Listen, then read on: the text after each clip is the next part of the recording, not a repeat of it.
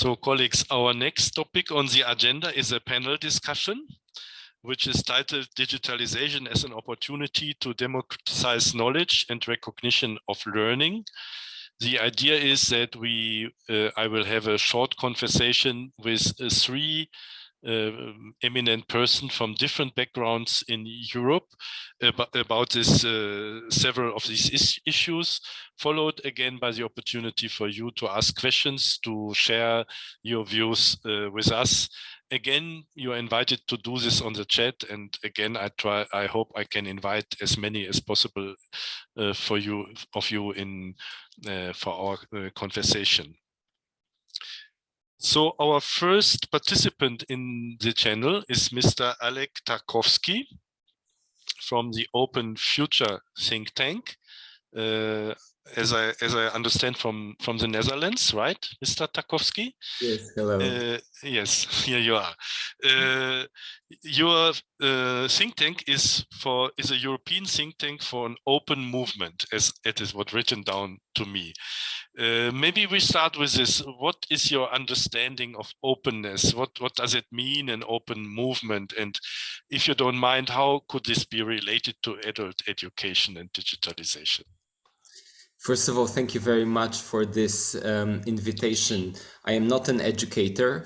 Our think tank is not a purely educational think tank, but in my work more broadly on digital policies, I have always paid a lot of attention to educational policy. I have a strong interest in digital skills as what I think is a sort of missed foundation often of broader digital policies. And secondly, as mentioned, I work on a very specific approach to digital, which over the last 20 years has been called an open approach.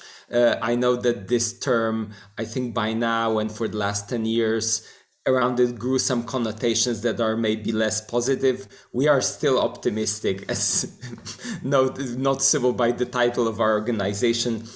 We still believe in openness, though we also believe it needs to be rethought, because we think it's a really powerful idea.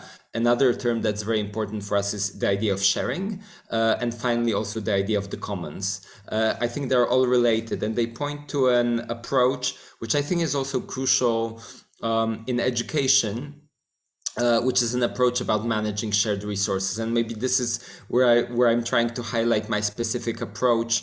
Always in conversations in education, I leave the debates about pedagogy to others who understand them better. I'm really interested in educational systems, also these systems in their technological aspects. And maybe just to start, I must say that I'm very impressed by the perspective presented both by the keynote speaker and also in the report that will be presented, that situates education in this broader context of a conversation about democracy, society and technology, because I think that's exactly what we need. For us at Open Future, one of the key issues today is digital public space. I'm very happy it's sort of visible in the current digital education action plan, where I think it's called a high quality educational ecosystem, that's how it's called, is mentioned. I think it's not the most clear term, but I translate it to mean educational public space. And I'm very happy that I understand this is a perspective also shared by this community of practice. Thank you very much, Mr. Tarkowski. I think we can dig deeper into some of these aspects later, but first of all, I would like to take on board the other two panelists. Our next speaker is Aleksandra Czetwertyńska from the Polish Centrum Cyfrowe. I hope it's more or less correct pronunciation. Yeah, it is. Your center is a foundation that supports open education and open culture and advocates for public policies that make it possible to use technology as a common good. So I think it very much related to what Mr. Tarkowski just shared with us. And maybe you can introduce your work a little bit and your view on what are open, what are commons and what is an open culture. And maybe if I may ask you, how is this related again to education, or especially adult education? Yes, I especially in our foundation work with teachers and work on open education all the time. It's like my main subject and something that's the most important for me, my work. And also, we work mostly with adults. We work with teachers, we work with librarians. And I think this is the foundation of openness, because everything starts in education. And if we really want to make education more open and open pedagogy more open, then we need to talk with teachers, and we need to teach teachers. And I think this is like the basic stuff. But also we talk about open education as a cooperation, because we really believe that this is the start, that this cooperation is very important to have this idea, and also this need of sharing stuff and of sharing materials, and to create more high quality materials, open education materials, not only for yourself but also for community.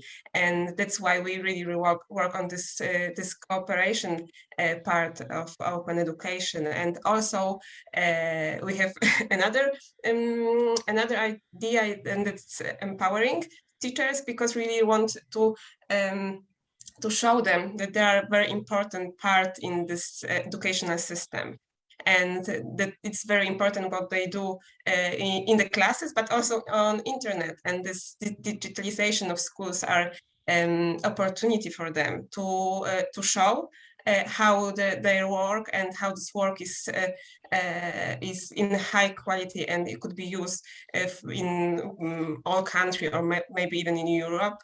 And it's not only this local, or only for one school, for one teacher. So that's why we also really want to empowering teachers. And that's also interesting, because we in Centrum Cyfrowe working also with open culture. And this open culture is so close to open education. And I just want to say one thing, that all this open spaces in our world are so connected, and we really need to think about this connection, how this open culture could be connected with open education, and maybe also open data, and so on and so on. And that it's not only like one small bubble in the empty space, but there is a lot of spaces, and we need to work on all of them. Thank you. Yeah, thank you very much for sharing your experiences. I think there could be a lot of follow-up questions we come to later. But first of all, I would like to invite our third speaker as well, which is Marion Fields from the Sivis Study Centre in Finland. As I understand from my notes here, your focus is on adult education activities, and especially on the recognition of learning for your member organizations, especially in health, education and culture, citizen advice, nature and environment.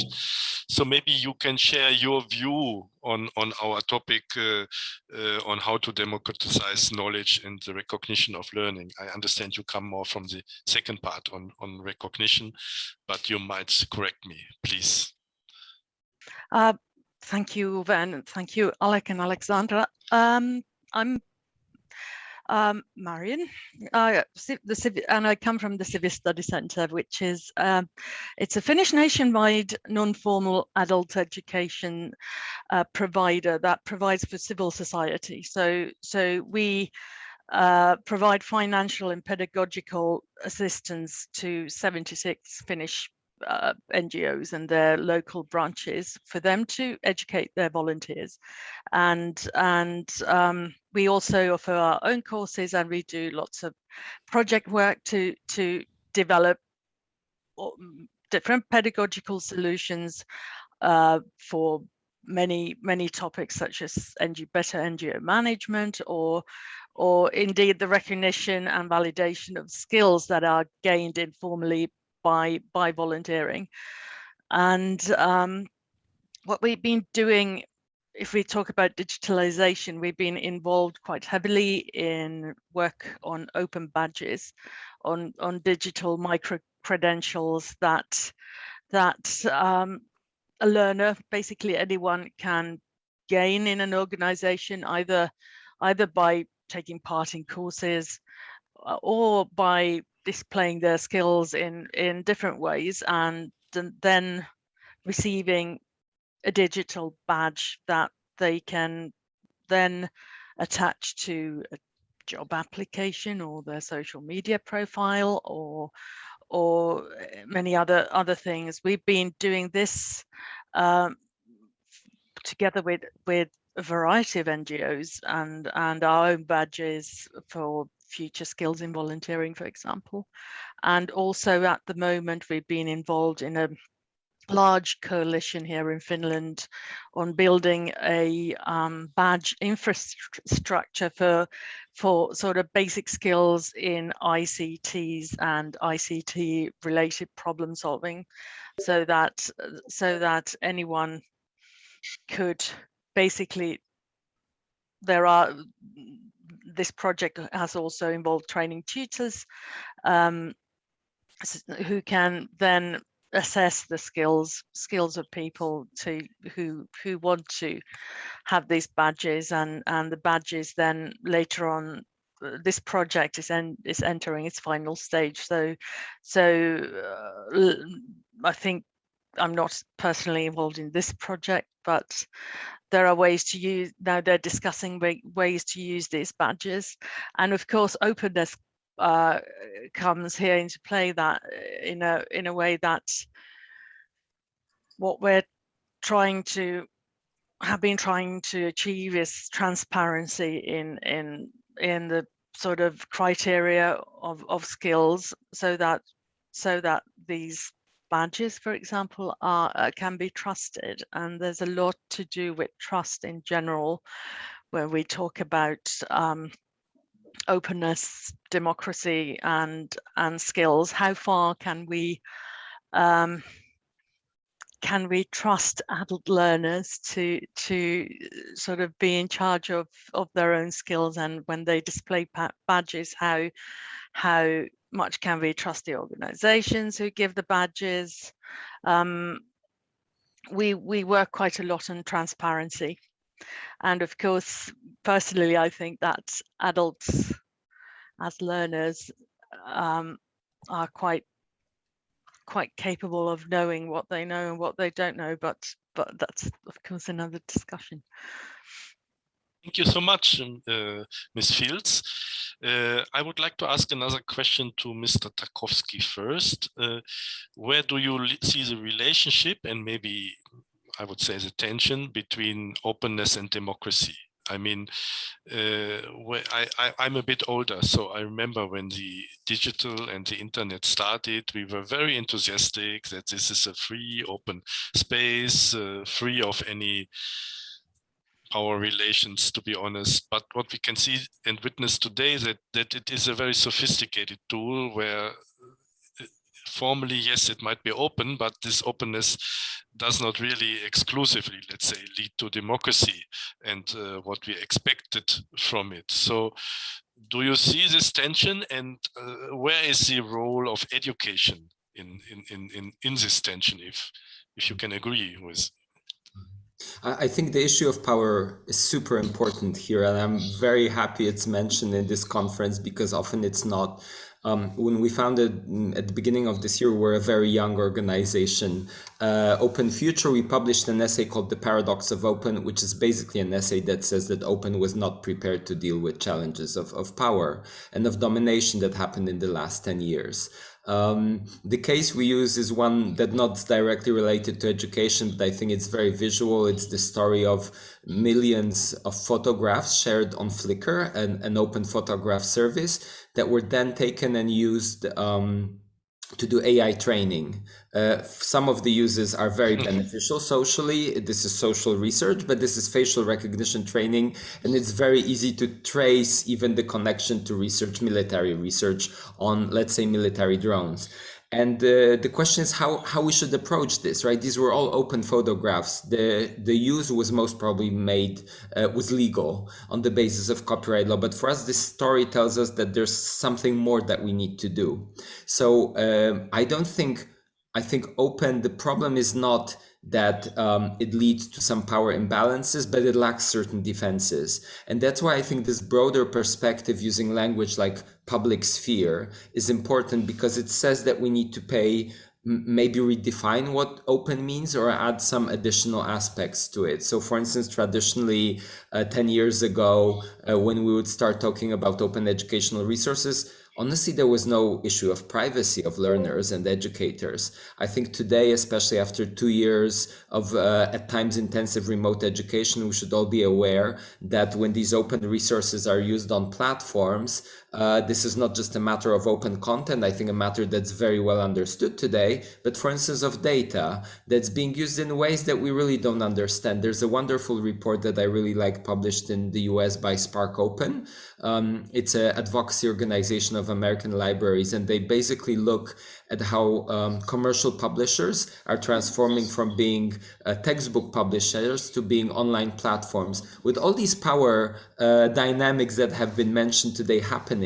And basically their argument is this is a game where we need to catch up very quickly, because for instance, my experience with the open education movement is that several years ago, data and analytics have been identified as one of key areas that we need to pay attention to. But if we did a very honest mapping of the landscape, I don't think we'd find a lot of work on this issue happening in the community.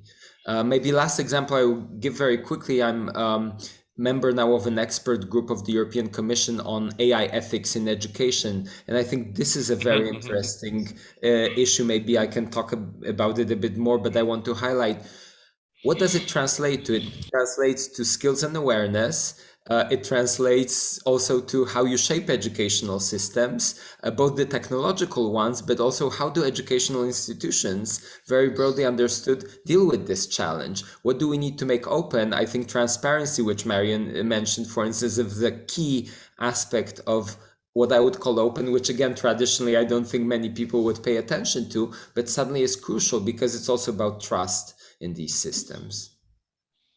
Yes, so if I can follow up, I can see there was a question to Aleksandra. We'll come back to it in a second, but I think this follows really to what Marion Fields said in her statement. You mentioned these keywords of transparency and trust when it comes to recognition, if I understood you correctly. What is your experience? Is this I don't know, is this a tension between transparency and trust? And my second question would be, is it not, I mean, trust, is it not a very cultural thing? I mean, what I mean is, do we have within Europe several understandings of what is trust? Whom do I trust? I mean, if I see polls that in the Nordic countries, for example, most people trust the state and the governments, whereas in my country and even in the eastern part, and especially in the eastern and central part, we can see now in the pandemic that many people don't trust official institutions. And so, I mean, what is the role of culture and tradition, and where you are, your special community or place in shaping these kind of systems you're working on? It's a difficult question, but sorry, I think you already brought up one of the ideas of culture, because we've managed quite a few Erasmus Plus projects where we've come from very, very different countries, and we've been learning recognition. And I have noticed that I live in a country where it's perhaps slightly easier to use the kind of education credentials you get in a non-formal or informal learning environment to sort of move on. You might be able to use them better in your formal studies or while looking for work. And I think it might have to do with levels of trust. of course, this is just an instinct, but I know that some of my colleagues said that we can't use a kind of certificate issued by an NGO saying that this person can do such and such. We might want to get a stamp, an official stamp from a ministry for that. Otherwise, it's no use for the individual. So we do, I think, trust is, of course, a relative concept. It requires trust, interpersonal trust. We need to trust each other that the other person's intentions are that they're there with sort of good intentions, and that we can trust what they say. It does require some kind of institutional trust. We know that I'm particularly keen on following news on how civil society organizations are trusted, because that's, of course, my field of work, and that sort of, it might we need to see all the organizations that sort of play into this need to be seen as credible, and levels of trust. If you don't trust organizations, if you think that they're just there for their own benefit, that's very, very difficult. That then you don't necessarily trust that people who take part, when even though they get a certificate saying that they have skills, will you trust that these skills are real? Who will you trust? And of course, I'd like to return to the issue of dialogue that's been coming up here today, because my organization trains lots of other organizations to use a dialogue method called timeout, which is a Finnish method, and also online. And we see that even here, where trust is high, recent years we've witnessed polarization, and of course, when public debate is polarized enough, it will eventually mean an erosion in trust, in public trust, and also at a personal level. So there are many issues at stake, and of course there's the adult learner, the individual volunteer, who might want to be able to use their learning to change the world or to find employment. But we kind of have to figure out how we can make it work for them.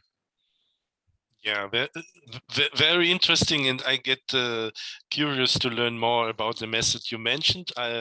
Alexandra just shared in the chat a link where you can learn more about the timeout dialogue method. And before, no, maybe we do it this way. Alexandra, you followed now the discussion about trust, about polarization, about the openness and democracy. Before I come to the question which was asked to you in the chat, what are your thoughts about listening to Alek and Marion so far? What is maybe also the experience from your Polish background? Yeah, that's very interesting, because we have huge issue in Poland with trust, in my opinion, and it's very hard when you talk about internet and also this online lesson, for example, and there was like big show about trust each other and trusting, and how teachers trust their students, and how students trust their parents, and how parents trust their teachers, because this online or internet environment is totally different. It's on one hand more open, because we had this school and this education in homes, but also it's closed because there's no textbooks or notes like we are used to have. So we also changed this way of learning and teaching, and that's the part when we need this trust. But also we have this opportunity to look how this system works, and to be open for changes, and to be open for new methods and for new education. We need to trust each other, and we need to trust that there are people that they know what they're doing. And this was my first thought about this trust, but also this interesting in labor market, this all these badges and also this certificates. Which one is important, and which one you really need to have to get a new job? Probably mostly the most important is your experience, and this is also this part when you just need to trust that if someone had this certificate, they really know what they have on this paper, on this mark. So this is my second thought. It's very, very hard to trust, because there's also so many institutions, so many ways to get all of this probably mostly very important and very well certificates, but it's very hard to check which is okay, and sometimes you just can buy it. So one is the trust, and second it's probably how to check it, how to check this information, how open it is, how open is and clear this path of education for everybody. Could I add to yes, this? please. Please. So, and maybe I'll be a bit provocative, maybe that will be interesting, because I see badges as a very interesting development, which is an attempt to bring something that's very typical of traditional educational systems, which is certification, to new areas covering, for instance, also informal and non-formal education. That's the promise of the badges, right? So, and I think it's a very good idea to expand this idea of education. It's very in line with the idea of lifelong learning. But I think there are areas where even badges are not needed, and they're extremely successful educationally. And I wrote this down when the question was asked in the keynote. So how do we operationalize this, right? So there's this model, but how do we move away from just these, which I agree are limited only to some extent, these taxonomies of skills, prescribed lists of things you need to learn. I really think that the place where amazing learning happens today is startup culture. It's extremely driven by profit motive. And it's done by people who probably in some ways are very privileged to learn. But if you look at the culture there, it's a culture where alongside competition, people are extremely driven to learn in a peer model, to share learning experiences, to create them. If you look at any space today related to, for instance, blockchain solutions, there are extremely many also educational solutions happening there, which I like to call an anti-educational system, because I honestly think they don't care about any systemic approach. And the leading figures there are autodidacts, people who drop out of educational systems and are proud of that. And I think on one hand, there's a lot to learn there. On the other, I would say this is an experience that's not easily copied to the whole of society, which we discussed, is facing a digital divide on many layers, and inequalities where you cannot come to people and say, go online, there are all these amazing platforms, and learn on YouTube. So I think that's another form of the divide, just the capacity to learn and to break the divide is unequal. And the people who most need to learn, to educate themselves, are probably the least equipped, are in the hardest context to learn. In the pandemic in Poland, it became clear even, the size of your flats, apartments, the rooms you work in, and the quality of your computers is an issue. This is not an issue faced by these people. So I don't want to paint a rosy picture. But at the same time, if I would try to look for places, I think these very anti-systemic approaches make best use of some things that digital technologies let us do today, and maybe we should be a bit more bold in saying that there is this form of education, which I would say is basically YouTube-based education, if I wanted to simplify it, bringing us back to the power relations and asking us, are we happy as the people providing these educations? There are amazing educational YouTubers. As people learning, I've learned quite a lot from videos. I would say I would like a different power relation around that educational space. So Thank only you. one Yeah, sentence, please. because that's very interesting, because our system is also a YouTube education, because we made this this research, and we ask teachers from where you take this materials, and 97% of teachers answered from YouTube. So maybe that's happening. Maybe this is the start of this new education. Yeah, thank you for this very passionate statements. Oh, Marion also wants. Yeah. A lot of the organizations we work with people who have low access to digital any kind of devices, because they are, for example, they have chronic illnesses or disabilities, and they either cannot afford a functioning computer, or they don't have the skills. But what we've noticed during the pandemic, at the beginning of the pandemic, we took part in organizing these lockdown dialogues. It was a government initiative to find out how people are doing, and we focused on working with the third sector. And there were lots of concerns that we can't get hold of the people we desperately need to get hold of. But eventually we've noticed that they've been quite resourceful. So there's been like peer learning on WhatsApp. People have been chatting. So they have found ways to engage their communities, which has been, of course, a positive thing. But of course, that also means that we are over dependent on certain platforms like WhatsApp, for example. So we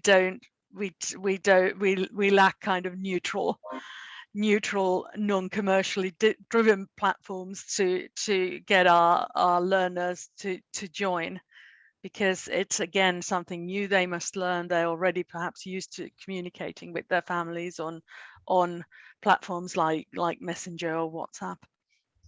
Thank you, Marion. And peer learning was just mentioned also in the chat as one of the topics. We have some 5 minutes left, and I would like to challenge the three of you with one question where I would like to ask you to give a relatively short answer. What do you recommend us adult educators to do in this context? What is our most urgent task? What is our role in this ever-changing and ever faster changing environment? Sorry, not so easy question, but I think that's go first, because yeah, it please, builds on what I already said. I don't know if it's the most important thing, but the one thing I would do is really try to put more on the radar of policymakers of education system these very non-systemic ways of learning. Mm-hmm. And secondly, try to find ways to make them more equal, more fair, maybe not so elitist, because I think they often are.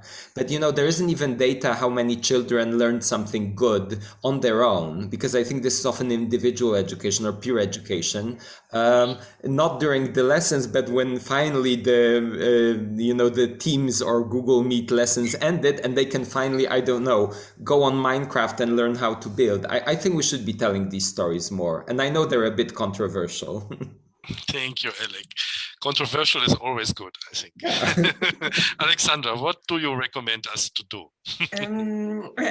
I will say teach how to learn, first of all, because of this fast changing, and empathy.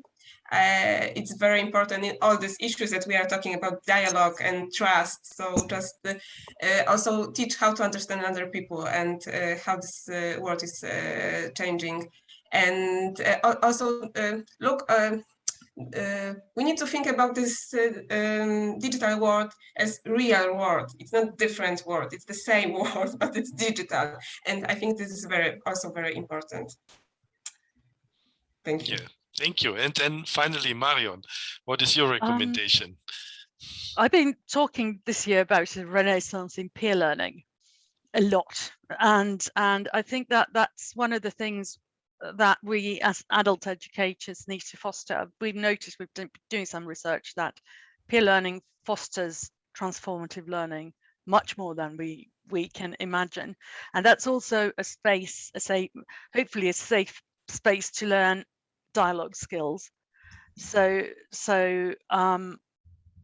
I would recommend us all to set up new platforms and new ways to sort of foster learning and facilitate learning between peers. Thank you, and thanks to all the three of you. And I can see again that at the end of the conversation, now a discussion is starting in the chat, which I think is a very good indicator that we meet the interest of our participants. I would like to thank the three of you for your participation again. I hope we can stay in touch, because we need a lot of rethinking and thinking further in adult learning and education, not only around digitalization and democracy, but many issues, many challenges, but many opportunities as well we have ahead. We can see in the pandemic that we need a lot of education. We need maybe a kind of new enlightenment. We need to leave no one behind.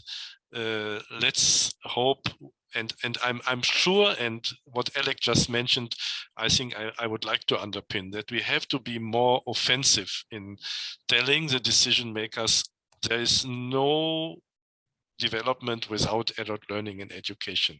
If we won't succeed to take our adult population on board in all these changes, it could be not just a top-down process. It should be something where we should be participative, as Aleksandra mentioned several times, empowering and do and face all these challenges very much together. Thank you to all of you for now. Now we have a 15-minute break, and welcome you hopefully all back at 11:45. Yeah, in our time here, it's 11:45, in 15 minutes just. Thank you.